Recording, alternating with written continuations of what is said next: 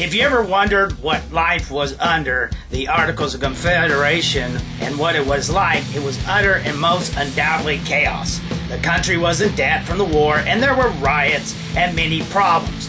The former colonies or states had power, but nothing to back the states. There needed to be a backing, and there also needed revenue to pay the debt from the war. There needed to be a standing navy to protect one of the largest revenues to the country.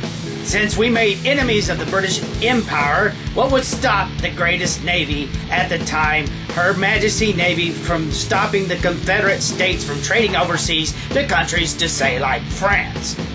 Now, France could protect themselves, but who would protect the ships just leaving the port of the Confederate states? Another reason was there was no protection for the people. Probably one of the biggest fears was what would stop a Confederate state from violating the people's rights and housing its troops there.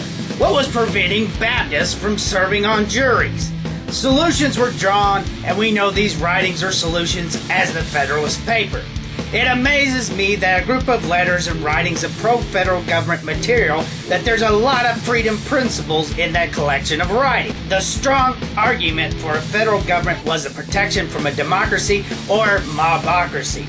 If you force democracy on people, you're forgetting basically the 49% who work hard as you do and deserve the same rights. Why did our founders want a constitutional republic? Because they knew in a non-direct democracy, to write a law would be nearly impossible.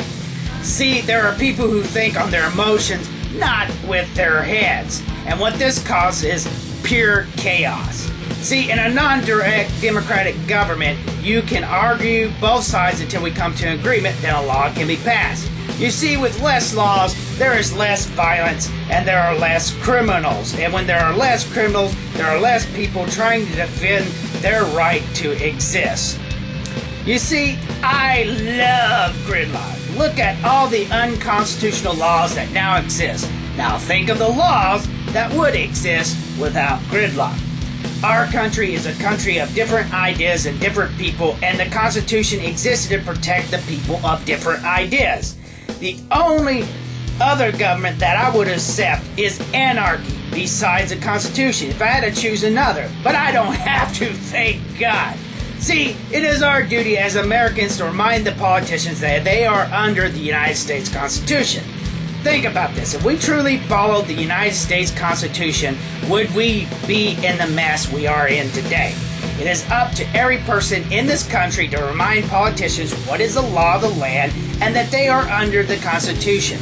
I'm so sick of people wanting to protect one amendment of the Bill of Rights and, on the other hand, wanting to destroy the others. You either are for one or the other or none at all. If you want true anarchy, then give me true anarchy. Not communism, not socialism, not tyranny disguised in a word called progressive. Because tyranny existed for many years, it has never progressed any country whatsoever. I do not want the federal government taking care of me. I want the right to take care of myself, and the Constitution is the only law in the land that protects the right to take care of myself. I am sick of whiny comedians talking about how the Constitution has no power. It does have power. It is like the unloaded bazooka that no one ever uses. The federal government is like a dog who needs to be whipped from time to time about what the Constitution is. Bad government! Bad government! Do not be doing such and suches without war. Bad!